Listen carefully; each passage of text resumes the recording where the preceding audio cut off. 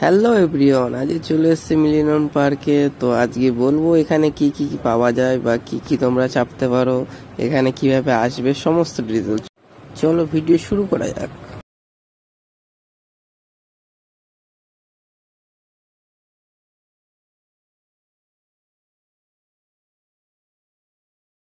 So guys, থামলে তো সবকিছু দেখতেই পারলে। এবার তোমাদের আমি ডিটেলসে সবকিছু বলবো।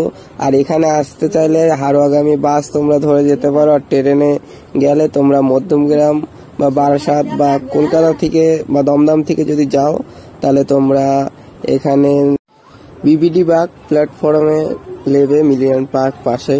সো গাইস, এবার ভিডিও তোমরা সম্পূর্ণ দৃশ্য দেখাবো তোমাদের।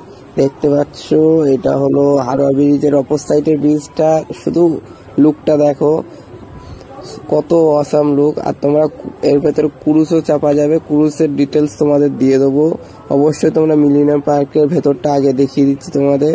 এই পার্কটা তোমরা আসতে পারো তোমাদের ছুটির সময় কাটানোর জন্য, খুবই ভালো, বন্ধু বান্ধবী নিয়ে যেতে পারো। এবার চলে যাব টিকিট কাউন্টার, এখানে ক্রুজের ওখানে। সো গাইস, আমরা এখন টিকিট কাউন্টারে আছি। এখানে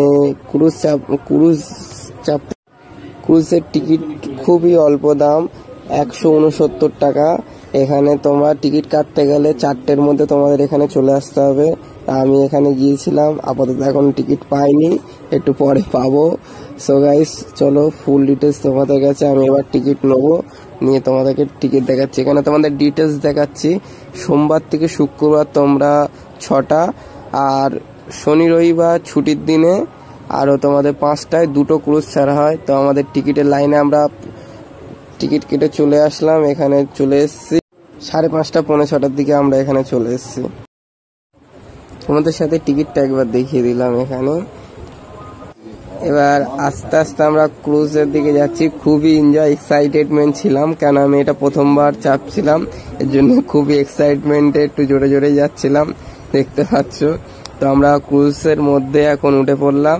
উঠেই সবার প্রথম ফার্স্টের দিকে গিয়ে আমরা, এটা হলো দোতলা ক্রুজ। তোমরা যদি কেউ মিউজিক বা গান শুনতে যাও উপরেও যেতে পারো, আর যদি কেউ প্রকৃতির ভালোবাসার দৃশ্য নিতে চাও তাহলে তোমরা নিচে থাকতে পারো। সো গাইস, তোমাদের যেটা মিউজিক প্রেমিক আছে তারা উপরে গিয়ে বসতে পারো, আর যারা এমনি প্রকৃতির দৃশ্য দেখতে চাও তারা এসে লঞ্চের সামনেও বসতে পারো। তো এখানে ক্যান্টিন আছে, আমরা দেখতে পাবেন এখানে অর্ডার করে বিভিন্ন জিনিস আপনারা খেতে পারবেন। তা আমরা এবার ক্রুজ ছাড়ার সময় হয়ে যাচ্ছে, এবার ক্রুজটা ছেড়ে দেবে। দেখতে পাচ্ছ লোক আস্তে আস্তে সবাই চলে এসছে এর মধ্যে, ক্রুজটা অনেকটাই ছেড়ে দিয়েছে। সো গাইস, এবার দেখাবো আমাদের সামনের দিকে দেখতে পাচ্ছ হাওড়া ব্রিজ, আর এই ক্রুজটা 1 ঘন্টা 45 মিনিট চাপাবে। আর একটু আগিয়ে যাব আমরা এখান দিয়ে যেতে যেতে যেতে যেতে ভাবলাম আর একটু বোর্ডের ভিডিও করে নিই। এর জন্য তোমাদের ওপরে গিয়ে একটু ডান্সের ভিডিওটা করলাম।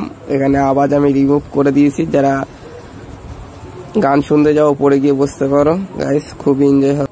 ক্রুজের মধ্যে দিয়ে তোমরা দেখতে পাবে এবার কলকাতা ইডেন গার্ডেনের দৃশ্য। এরপরে যে অঞ্জলিটা হয় এখানে, মন্দিরটার নামটা আমার জানা নেই। এখান দিয়ে তোমরা শেষ ব্রিজের দিকটা যেতে পারবে। এরপরে হাওড়া ব্রিজের নিচটা তোমাদের অবশ্যই দেখিয়ে দেবো, আমি ভিডিও ফাস্ট করে দিয়েছি। হাওড়া ব্রিজের নিচটা তোমরা কেমন লাগছে অবশ্যই কমেন্টে জানাবে।